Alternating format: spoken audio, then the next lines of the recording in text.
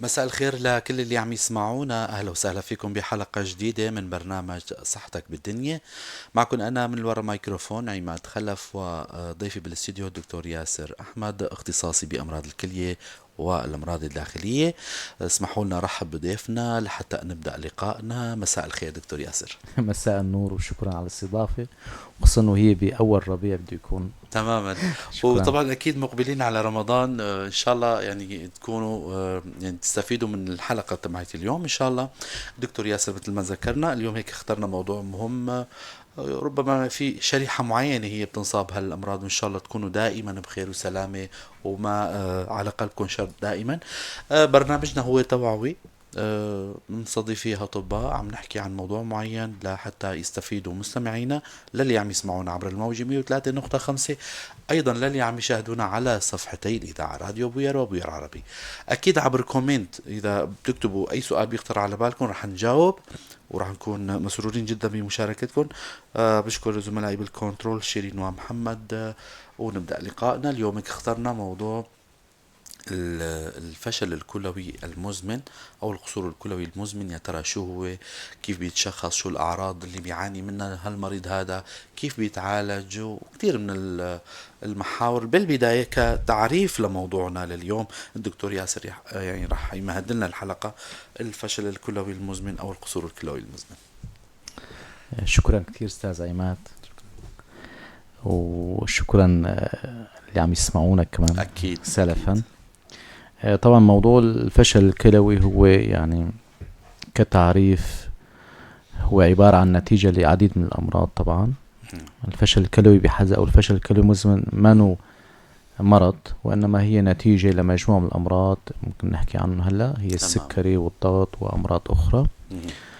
الفشل الكلوي المزمن هو قصور أو عدم قدرة الكلية على القيام بوظائفها بطريقة غير قابلة للتراجع، آه.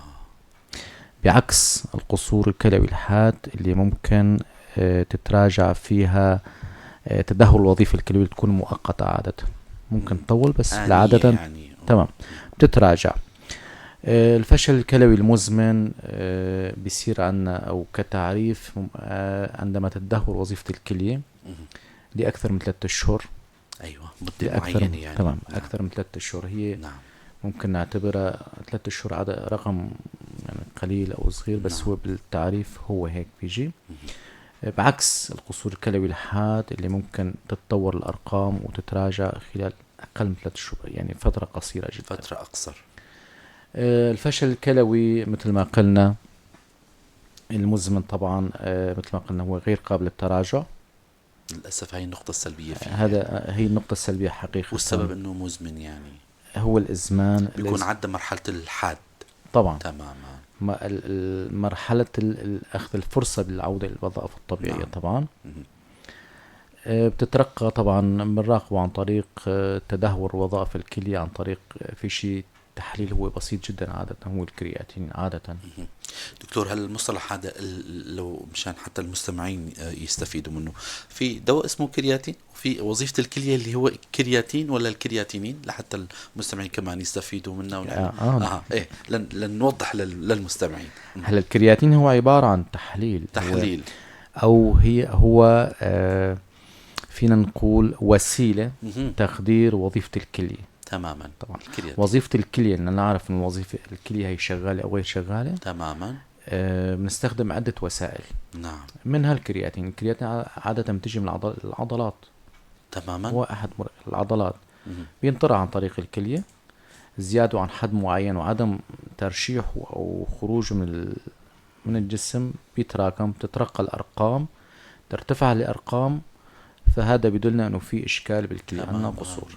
تمام. طبعا في وسائل تانية لتقدير وظيفة الكلية غير الكرياتينين. أيوة. تصفية الكرياتينين ومضان الكلية بيحدد لنا وظيفة الكلية على حدة.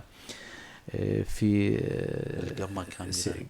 سيستين سي، في وضع يعني طرق أخرى يعني. تمام، الوسائل بس هي الأسهل تماما. اجرى هذا التحليل. تحليل بسيط. انا ما ذكرت انه موضوع الدواء انه تماما، انه في اللي عم الرياضيين الكارنتين الكارنتين هدول هي عباره عن حموض امينيه حموض السمنه. أمينية. نعم، هدول الرياضيين اللي عم يلعبوا تمام. يعني مشان ما حتى تمام. المستمع كمان يستفيد من هالحلقة هاي.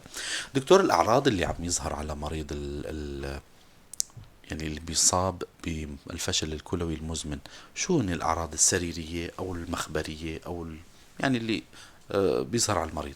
طبعا هو مع الاسف انه الفشل الكلوي المزمن بالذات صامت صامت مع الاسف، وبعكس المشاكل الصدريه، نعم، بعكس المشاكل القلبيه مثلا المريض بيجي لك بألم صدري، بزله تنفسيه، ضيقه نفس يعني. نعم. نعم. هي من نعم الله سبحانه وتعالى، سبحان يعني الله. انه الالم هو فعلا نعمه. الحمد لله دائما. عندك مثلا الصدريه ممكن ضيقه نفس، سعال او اي اعراض. مرضى الفشل الكلوي المزمن وليس الحاد، نعم. عاده ممكن شاب او انسان او مريض يعني بيجي بتعب وهن، ممكن جاي عن طبيب بقصة ارتفاع ضغط شرياني تماما، وهو بالاصل عنده قصور، والقصور عامله ارتفاع ضغط، او حتى انه ضغط نفسه ارتفاع الضغط ممكن يعمل قصور. ايوه. هي المشكلة الاساسية فيه. لذلك يعني مشان نتجنب هاي المشكلة، ممكن وخصوصا المرضى اللي معروفين عنه انه بيعملوا قصور مثل السكري والضغط، مفروض يراقب هؤلاء المرضى. هي الشريحة من المرضى تتراقب بالتحاليل هدول. ارقام الكرياتين، وظائف الكلية مخبريا طبعا مثل ما قلنا الكرياتين، والكرياتين كمان هي وظيفة يعني تقدير وظيفة الكلية، او لنعرف الكلية هي امورها منيحة غير منيحة.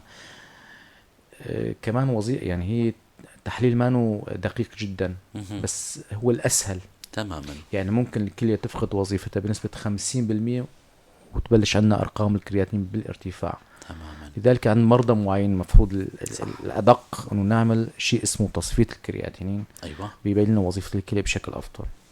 تماما. دكتور، هلا العوامل المسببة لهالشيء هذا يا ترى شو هن؟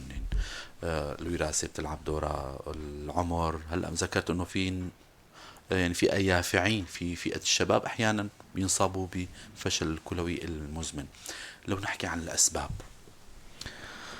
طبعا الاسباب عديدة.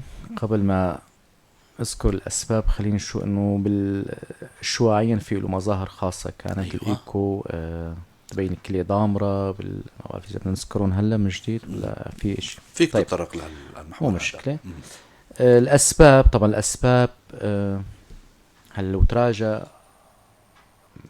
عندك وحدة غسيل كلية، نعم، وتعمل إحصائية، ممكن تشوف إنه نسبة 50% من المرضى، بنسبة 50% تقريبا هن مرضى داء السكري. للأسف، مع الأسف من الدرجة الأولى. ومثل ما ذكرت إنه ممكن المرضى اللي بنعرف عندهم سكري، مريض ضغط، مفروض تكون هناك مراقبات دورية لموضوع وظيفة الكلية. عندك 30% تقريبا، هي إحصائيات تقريبية. نعم. طبعا مرضى ارتفاع الضغط الشرياني أيضا، طبعا هدول بيكون عندهم السكري غير مضبوط. أيوة. والضغط غير مضبوط. أما يكون مضبوط عنده يعني غالبا ما بيصير شيء. أكيد يعني. طبعا عندك مرضى الحصيات المتكررة مع انتانات اللي بتحصل عليها، ممكن استسقاء اللي ممكن يصير عنا وبتعملنا تدهور بوظيفة الكلية. غير الأسباب هي في عندك الانتانات البولية المتكررة، الانتانات المزمنة، التهاب الحويضة والكلية، بيصير عنا تندب، شيء اسمه تندب بالكلية نفسها. تمام. وتفقد جزء من وظيفة الكلية.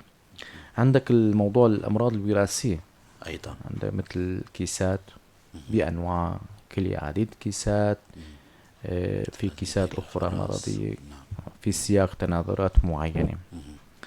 في موضوع كتير مهم كمان هو اللي عنده خصوصا ممكن الشباب أكتر شيء أغلبهم يعني، هو موضوع الأمراض المناعية أيضا. يعني بنسميها التهاب كبد وكلية. نعم. هي طبعا هي الأمراض تشكل نسبة يمكن بسيطة ولكن خطيرة جدا. نعم. هي ممكن تشكلنا نسبة يمكن 2-5% من الأمراض اللي ممكن تسبب لنا قصور كلوي مزمن. تماما. ايضا النظام الغذائي ما له دور دكتور؟ اللي بيعيشوا بمناطق نائية مثلا بيكون الوارد المي عندهم يعني نوعية المي ما هل الجيدة مثلا ممكن مهم. يعني هدول كمان يندرجوا هلا تحت هدول اوكي ماشي. مم. موضوع المياه هدول هلا ممكن يندرجوا او فينا نسميهم موضوع الحصيات، تشكل الحصيات، كانوا دور تماما الألوفي تماما والاهمال تماما ممكن تمام يعملوا ممكن هالاشكال انه في حصيات بشكل بالنهاية بيرجعوا بيؤدي بيعملوا إلى شيء قصور، معين على المدى البعيد خصوصا أكيد. الحصيات المهملة يعني. تماما.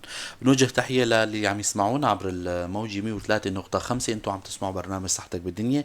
ضيفنا بالاستديو الدكتور ياسر احمد، اختصاصي بامراض الكلية والامراض الداخلية. عم نحكي عن الفشل الكلوي المزمن. ونوجه تحية للي عم يبعثوا لنا رسائل. طبعا تحية للاخ اللي بعت. ممكن نجاوب على الاسئلة كمان. الاخ ارمين كاتب عفوا دكتور، هل تناول الفيتامينات باستمرار مثل الفيتامين د3 والبي وغيرها تؤثر على الكلى وتضرها؟ هلا ممكن الفيتامين د بالذات يعني اذا صار في تسمم ممكن يرفع عنا الكلس، ممكن حصيات كلسية بشكل، ممكن جدا انسمام تماما. بالفيتامين حتى ممكن. الفيتامين تمام. سي كمان اي هدول ممكن. بشكل يساهم بتشكيل حصيات الكلسية. ولكن ليس بشكل مباشر يعني. اكيد. تماما. نوجه تحية للي عم يشاهدونا اكيد، الاخ احمد شيخ وسلامنا لك اكيد. الاخ ما بعرف اذا الكينيا هو ادريس عم يقول انه دكتور ياسر من خيرة الاطباء والدكاتره، اهلا وسهلا فيكم. شكرا متشكر. لهالكلام الحلو والتعليقات الجميله. طبعا مثل ما ذكرنا لكم انه اي حدا حابب يسال بمجال الكليه او بمجال موضوعنا لليوم اللي هو عم نحكي عن موضوع القصور الكلوي، عبر كومنت فيكم تكتبوا السؤال، اكيد رح نجاوب على اسئلتكم ورح تغنوا لقائنا اكيد بهالموضوع هذا. دكتور، لو نحكي عن آلية التشخيص عندهم كأطباء امراض كلية، آلية التشخيص سواء كان مثل ما شوي نحكينا انه شو هي الاجراءات التشخيصيه المخبريه الشعاعيه المتطوره مثلا؟ طبعا. هلا مثل ما ذكرت مع الاسف انه هو تشخيصه كثير من الاحيان بيكون يعني بشكل يعني صدفة، نعم. خصوصا عند مرضى الشباب اللي ما عندهم امراض او ما بيخطر على بال الواحد انه يزور يكون. طبيب او يعمل تمام. هالاجراء هذا. تمام. هلا فينا نصنفهم انه صدفة وغير صدفة. هلا صح. غير الصدفة خصوصا مرضى مثل ما ذكرت مرضى السكري، مرضى الضغط، مرضى الحصيات، هدول اكيد اطبائهم بيعملوا لهم اجراءات يعني تحاليل روتينية بتنعمل كل فترة وفترة. هدول ممكن جدا اذا كانوا متعاونين وعم يعملوا تحاليل وعم مراجعات دورية للطبيب ممكن يتجنب موضوع القصور الكلوي المزمن. هدول معرفهم يعني مريض جاي تماما. عندك قبل شهرين كان كرياتين نفترض 1.5، نعم. بعد فترة صاير 2، انت عم تتنبأ انه هذا يصير عنده في فشل انذار مزمن سيء يعني. وحتى يحتاج للديال او الغسيل الكلوي. مهم. المرضى التانيين هو مع الاسف ان بيجوا عن طريق الصدفة. مريض ارتفاع ضغط، مريض فقر دم عنده ممكن ايضا يعني. طبعا. تماما. انه قصور الكلوي المزمن بيعملنا فقر دم نتيجة عوز احد الهرمونات او هو ايضا. الاريثروبيوتين اللي يعني ينفرز عن طريق الكلية، مهم. وبحالة الفشل نفقد هذا الهرمون من الجسم وبيصير عنا فقر دم. مهم. مرضى الارتفاع الضغط اي اضطراب شاردي ممكن نعمل له. ممكن. نعم. هي من مخبريا يعني. والكرياتين مثل ما قلنا هو الاسهل يعني. تمام. والمتوفر يعني بين طبعا الايادي. سهل جدا. نعم. الايكو ايضا. كتير مهم كتشخيص. مثل ما ذكرت مهم. بنسميها الكلية الشبحية او بنفقد رونق الكلية او جمال الكلية اللي بتكون تماما. شكل حبة الفاصوليا على الايكو تماما. بمعنى ما عاد فيك تميز بين والكويسات القشر وبين اللب والتمايز. الكلية. نعم. تمام. مم. يعني يكون اللون تقريبا متشابه يعني مهم. السواد والبياض. غير الكلية النظامية والكلية اللي حتى ترتسم على الشاشة تمام. مبين. يعني فيك إذا اللي شايف كلية طبيعية تماما. على الإيكو أكيد. بيشوف كلية غير فيها طبيعية. قصور كلية مزمن بيبين يعني تكون صورة في واضحة. تمام. مفارقة بدها خبرة يعني. شوي. تمام. تماما أكيد. آه، إذا استدعى الأمر أكيد يعني، إذا للتأكيد أكثر هلا صار عندنا دكتور مثلا رنين مغناطيسي أو حق. طبقي محوري أو لا لا حقن أكيد. أو هلا كذا لا لا يعني. لا, لا. ما موضوع بيحتاج. القصور ما في حاجة. ما في داعي يعني. هلا موضوع الطبقي او الصوره والطبقي خصوصا المالتي صحيح موضوع الحصيات كتير مهم كتير. ممكن يعني. عندك موضوع مثلا تضيقات لنفترض أو ممكن. التشوهات الخلقية، ممكن تشوف وظيفة الكلية بحاجة لتداخل أو أو كويسات خارج تمام. جدار الكلية مثلا، تمام. ممكن يعني. ممكن. أما بتشخيص القصور أنا يعني بيكفي في بكفي رقم تحاليل. الكرياتينين. تمام. وضمن التحاليل، ضمن التحاليل ممكن الكلس النازل، الفوسفور العالي، حلو. عادة بتشاهدوا بموضوع بالقصور الكلوي المزمن. مهم. الخضاب النازل بتشوفوا بالقصور الكلوي المزمن. مجموعة عندك البي التحاليل. تي اتش مثلا، هو أيوة. هرمون جرات الدرق، كمان بيرتفع أيوة. لعدة أضعاف يعني. مهم. اضطراب الشاردي صوديوم ممكن بوتاسيوم تشوفوا هون كالسيوم. يعني بالحاد والمزمن. مهم. الأهم إنه سريريا القصور الحاد والمزمن الفرق بيناتهم إن بيجي القصور الحاد بأعراض صارخة. نعم. يعني مثلا بيجي بإقياءات نفترض، أيوة. حاد المريض ما فيه شيء، مهم. أو جاي لك بقصور انسداد نفترض ألم، ممكن يجي تماما ألم. ممكن. غير المزمن اللي بتكون هيك الأعراض تعب، وهن، فقط. نقص شهية، ممكن حكة، مريض يجي لك بحكة، قصة حكة يعني عنده. فقط. الأعراض تكون مخاتلة أو هيك ببطء، سير بطيء. تماما. تمام. دكتور الأخ أرمين يبدو أو عم يشتغل بسلك الصحة اليوم، أسئلته هيك شوي. مريض الذئب الحمامية المزمنة هل هو معرض للفشل الكلوي؟ بشكل قطعي، بشكل قطعي. شكرا للسؤال، طبعا حلو كتير جدا حلو، السؤال. كتير حلو كتير. هلا موضوع الذئب الحمام بالذات نفسها المرض اللي تكون فيه الإصابة الكلوية 100%، آه. 100%. بس بيختلف عنا موضوع نوع، يعني نوع الإصابة أو درجة الإصابة. طبعا إذا بتجي على التشريح المرضي للذئب الحمامي، عندك حوالي 6 أنماط تشريح مرضي. نمط أول، تاني، ثالث، رابع، خامس، السادس. الأول اللي ما بشوف بالمجهر أي شيء على أبدا. تمام، وتكون إصابة خفيفة. الآخر نمط هو التصلب، صار عندك فشل تماما وفي طريق لا عودة مهم. تماما. هلا الأخطر هو النمط الرابع. النمط الرابع بالتشريح المرضي الأسوأ، اللي الترقي مرات بيكون القصور انه يعني تكون سرعة القصور يعني او نصل القصور بفترة زمنية ممكن قصيرة. تماما. تمام. هو الأخطر. الممكن مرات يكون نمط تاني، تعيد الخزعة للمريض أها. يعني تمام، يغير نمط يعني بيصير أسوأ، نمط أسوأ. بس الفكرة هي انه الإصابة الكلوية حتمية يعني. تمام. ممكن تشوف لك كم كرية بيضاء، كم أو كرية حمراء، بروتين بالبول، دليل انه في اصابه. مرضى الذئبه مفروض يتراقبوا بشكل جيد من ناحيه الكلى كوظائف وكاجراء اسمه نسميه فحص البول، تماما. بيبين في اصابه او اصابه. تماما. واعاده الخزعات عاده تكون مفروض تكون بشكل متكرر عند يعني تغيير نمط سريري او تدهور حاله المريض. نعم. الانذار على المدى البعيد حقيقه هو انذار ليس جيد. ليس جيد. هو هذا السؤال اللي المستمع هلا عم يسأل حاله، يا ترى عامل الخطورة لدى مريض الفشل الكلوي ممكن لشو يؤدي؟ هلا فينا نصنف اذا ما في السؤال فهمته مزبوط. مريض التهاب نخسر الكلية يعني دكتور؟ اكيد لا. تمام. تمام. فينا نصنف يعني مريض عنده التهاب كبد كلي، هذا الذئبة في سياق التهاب كبد كلي طبعا. نعم. عندك مريض سكري، الفرق يعني بصن بده يكون واضح. مريض سكري طبعاً. ممكن هو مرض العصر بيسموه، صح. ممكن يصل لعمره كبير ما يصير عنده شيء. تماما. إذا ضبط السكر أو مريض الضغط. أيضا. موضوع الذئبة يعني صح بتنعطى مضادات المناعة وفي كورسات وفي بروتوكولات علاجية، ولكن الإنذار بيطلع على حسب النمط. تمام. وخطورته تكون أكبر، وخصوصا عند الشباب الأعمار الصغيرة، وحتى عند الأطفال في بس بنسبة يمكن نسبة أخف. قليلة. نعم. تماما. الأخ أرمين كمان رد عقب سؤال آخر. اليوم عم تأغني لقائنا الرجاء من الدكتور إيضاح الإجراءات اللازمة لحماية الكلية والحفاظ على وظائفها قدر الإمكان من تحاليل ونوع التغذية ونمط الحياة. أكيد هاي بآخر الحلقة أو إذا هلا فيك ما في مشكلة. كوقاية. شوف، عندك مريض ما عنده قصور كلوي. صحيح، مو عليه. صحيح. نعم. أوكي. صحيح البنية ما عنده أي قصور. من الأفضل الإكثار من السوائل، الإكثار من الخضار، الفواكه اللي بتحتوي خصوصا البوتاسيوم. هدول شوف البوتاسيوم ما عندك أي مشكلة يعني. تمام. إيقاف التدخين، العادات الصحية الجيدة، الرياضة، هدول هي كتير منيحة. أما مريض عندك صير عنده قصور وبدرجات متقدمة، طبعا نعم. بحكي بشكل مبسط يعني. نعم. موضوع فرط البوتاسيوم حضرتك تعرف انه تماما. موضوع خطير جدا. شوف، أكيد.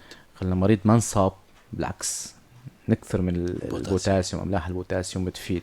الرياضة، الفواكه، الخضار، كل شيء فيه ايقاف ألياف كذا. التدخين. تماما. هلا العلم انه التدخين كوقاية يعني في يمكن ما بعرف المستمعين عندهم هاي الفكرة، التدخين بحد ذاته ممكن يعملنا نقص إرواء عن طريق اللي بيصير يعني تصلب شرايين كلية. ممكن.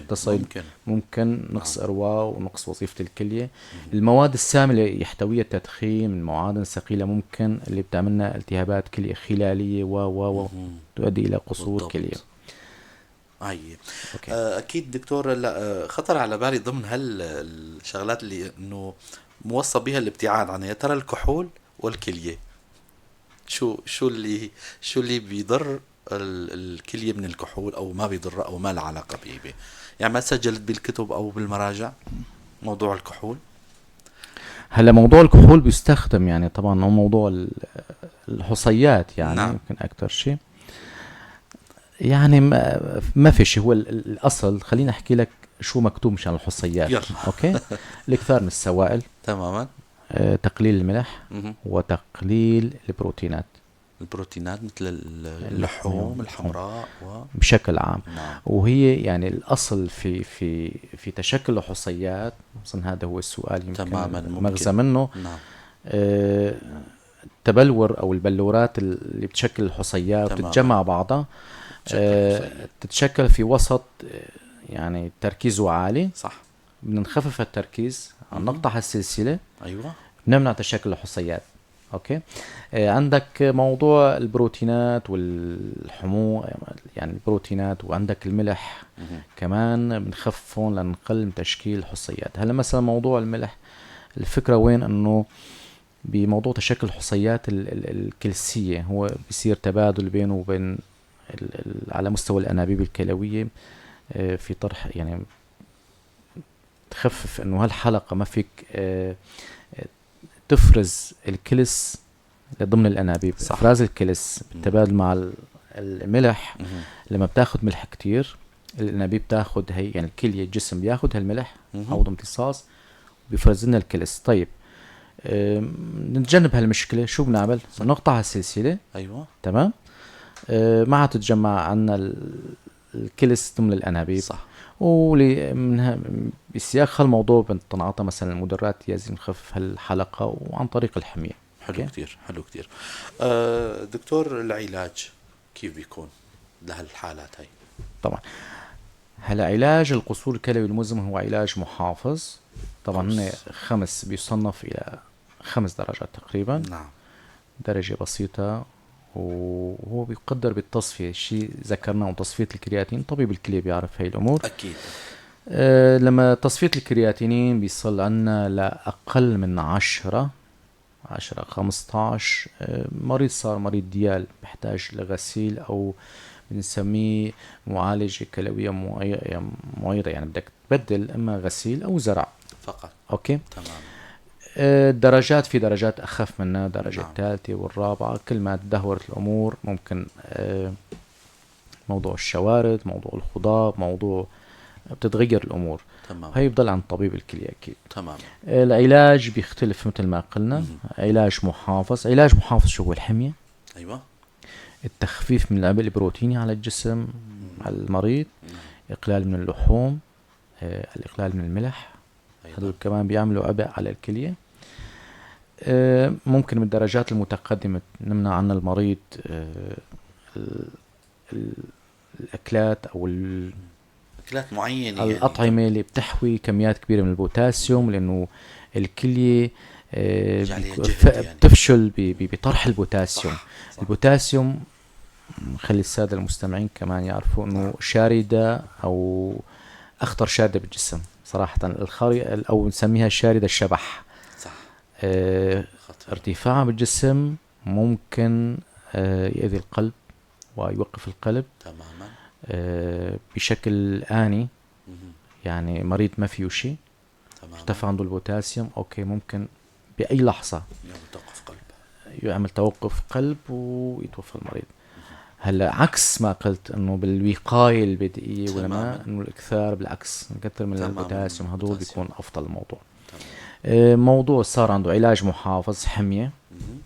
يتقيد ضبط الضغط، يعني مريض بالدرجه الثالثه عنده ضغطه نفترض مرتفع، نضبط الضغط، ما يعني بنخفف او بأرقام. نبطئ من ترقي وظيفه الكليه من الدرجه الثانيه للثالثه والرابعه، حلو كتير. بضبط الضغط، بضبط السكر.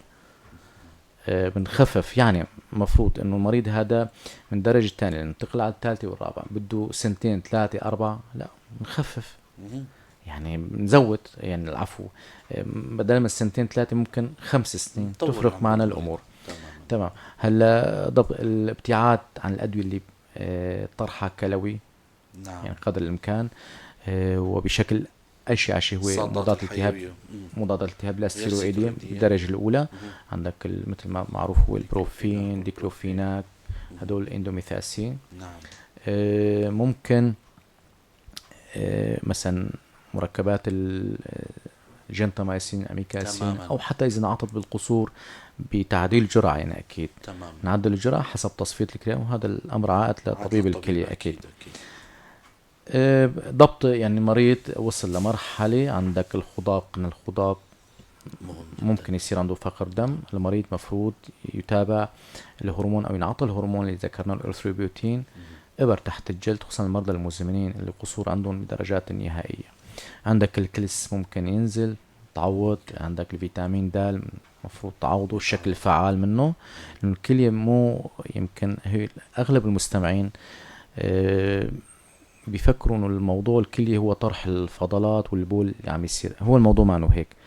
موضوع يعني الكلية مسؤولة عن عدة شغلات بالجسم، ضمن تركيب الهرمونات، هذا اللي بيعمل فقر تصنيع كريات الحمر، بيعملنا الشكل فعال من الفيتامين د مهم.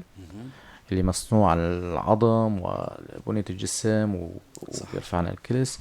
عندك موضوع الخضاب ذكرنا، موضوع السوائل، الشوارد، كلها. السوائل اللي بالجسم، مهم. هدول كل المسؤولين عنهم. تماما. دكتور، نحن دائما بنختم لقائنا بنصائح وتوصيات وقائية للمرضى وللأصحاء، فعبر منبر بويروى بنصائح الدكتور ياسر رح نختم لقائنا. شو بتنصح الأصحاء واللي مرضانين؟ هلا الأصحاء أنا برأيي ذكرناهم أكيد. الكثار من الفواكه، نعم. الخضار، الأغذية الصحية، نعم. الرياضة، ابتعاد عن التدخين، برأيي هذا شيء مهم كتير، شرب الماء وإكثار كميات. من السوائل، مهم. الوزن مهم. كمان، إنه الوزن الزائد ممكن يعملنا إشكال، حتى يعمل نوع من التهابات الكبد والكلى، يمكن نسينا نحكيهم. أيوة. هذا ضروري كتير. إكثار من أغذية تحويل البوتاسيوم المرضى الأصحاء، تمام. ما ننسى.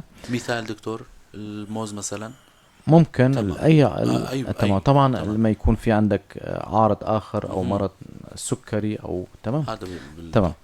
المرضى اللي انصابوا، مهم. المراجعات الدورية للطبيب 100%. المختص، أو طبيب مريض سكري راجع طبيب السكري، الاهتمام بصحته. أكيد في مجموعة تحاليل مفروض طبيب السكري يطلب له، أو طبيب القلبية، أو حسب المراجعات. نعم. كل سنة، كل 6 شهور، ضروري جدا للتعرف، لأنه مثل ما ذكرت ككرياتين تقدير وظيفة الكلية ممكن ما تكون أمور يعني دقيقة. تدهور الوظيفة وهو مو دريان. صح. ضروري جدا نعتمد، يعني أو نشك أو نعتمد أو يعني نكون دقيقين بهذا الموضوع. موضوع الحصيات مفروض قدر الإمكان نتجنب تشكلها أو الوقاية منها بأدوية، بمراجعة الطبيب، واللي هو من أكثر السوائل طبعا. صح. ضروري جدا. أمراض الكبية أو المناعية اللي ممكن يعني تكون الأمور شوي، أو يعني نسبة الوصول للقصور في يعني تكون أعلى من الأمراض الثانية، نتجنبها، ناخذ أدويتنا، ودائما التواصل مع الطبيب المعالج. تماما. ألف شكر لكم دكتور ياسر على الحضور الجميل والمعلومات القيمة. شكرا لحضرتك، وبتشكر كوادر إذاعة بويار الجميلة، وبتشكر المستمعين شكرا لكم. عفوا. ألف شكرا لكم مستمعينا ومتابعينا. كنتم معنا ومع ضيفنا الدكتور ياسر أحمد، اختصاصي بأمراض الكلية والأمراض الداخلية. على أمل نلقاكم الأسبوع القادم ضيف جديد وحلقة جديدة. تضلوا بخير وسلامة.